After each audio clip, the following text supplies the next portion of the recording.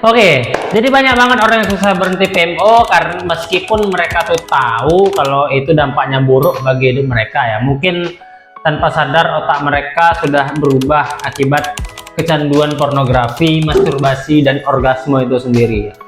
Nah, jadi perubahan otak akibat PMO itu, yang pertama itu berubah dopamin overload atau kebal terhadap kesenangan. Overload dopamin. Jadi dopamin itu adalah satu zat yang bertanggung jawab atas kebahagiaan kalian, ya.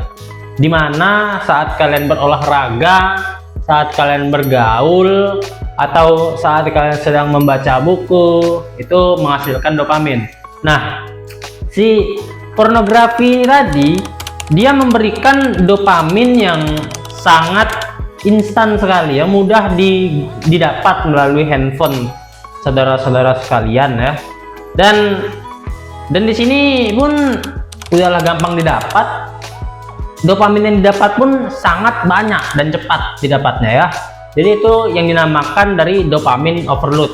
Jadi efeknya apa? Ya udah pasti kalau udah berlebihan gini kan buruk nih, ya. Jadi dia orang itu kebal terhadap kesenangan kecil kayak ya nongkrong, kerja, olahraga, itu semua terasa membosankan karena level dopamin yang mereka butuhkan tuh gak setinggi itu. Padahal kan dopamin yang real tuh dari aktivitas yang saya sebutkan tadi.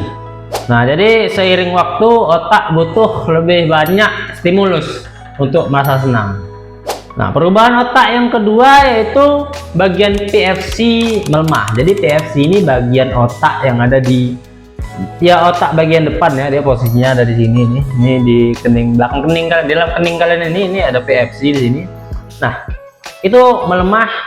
Jadinya itu orang jadi sulit mengontrol diri karena PFC ini kan dia bertanggung jawab pada seseorang jika ingin mengambil keputusan, pengendalian diri. Jadi PFC ini bagian otak yang mengontrol diri, ya, atas tanggung jawab. Nah, akibat PMO nih, PFC ini melemah, susah nahan keinginan, jadi gampang relapse dan susah fokus. Nah, kalau lu punya teman yang hobinya olahraga 5 jari, pasti kan ngeliat dia susah fokus dan tidak percaya diri dalam berbicara atau bergaul kepada orang lain, ya.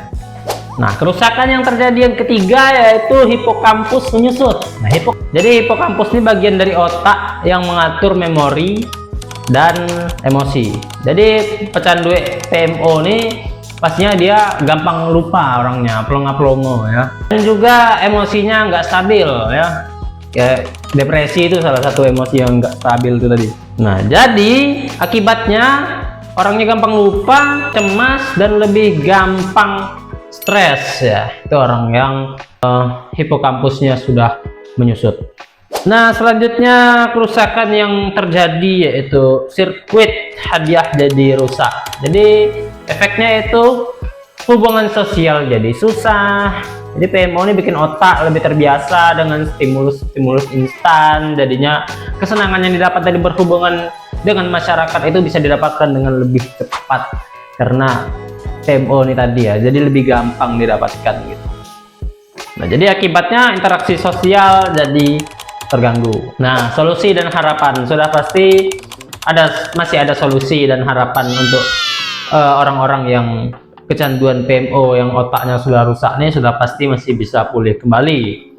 Nah, kabar baiknya otak bisa pulih tapi butuh waktu dan konsistensi. Lu udah coli sekian tahun, ya, terus lu ngarepin seminggu, sebulan, 2 bulan, 3 bulan ada perubahan, ya sadar lah bro, lu kan udah lama tuh kan terjebak di lingkaran setan ini. Jadi butuh waktu yang lumayan lama juga untuk menyembuhkannya. Nah, cara recovery-nya yaitu kurangi PMO secara bertahap, ganti kebiasaan dengan aktivitas yang lebih sehat, ya. Jadinya kita mengganti kebiasaan nggak cuma nahan, ya. Kita nggak gampang ke trigger. Ini bukan cuma soal menahan, ini juga soal lu merubah hidup lu menjadi pria sejati, kawan-kawan. Oke? Nah, untuk video lengkapnya gua udah ada buat 2 video, ya. Kalian bisa klik link di atas ini, nanti gua terapin gua cantumin atau di deskripsi juga ada. Buat dua video tentang cara berhenti bermasturbasi dan melakukan hal bodoh seperti ini ya. Oke, kesimpulannya ya, PMO ini bukan sekedar kebiasaan ya, tapi PMO ini juga merubah otak. Kalau otak udah berubah, pasti diri berubah. Kalau diri udah berubah, kebiasaan berubah, ujung-ujungnya hidup kita berubah, kawan-kawan. Mau sampai kapan kalian seperti itu? Mau sampai kapan Anda tidak merasakan kenikmatan sejati yang didapatkan dengan cara yang lebih baik?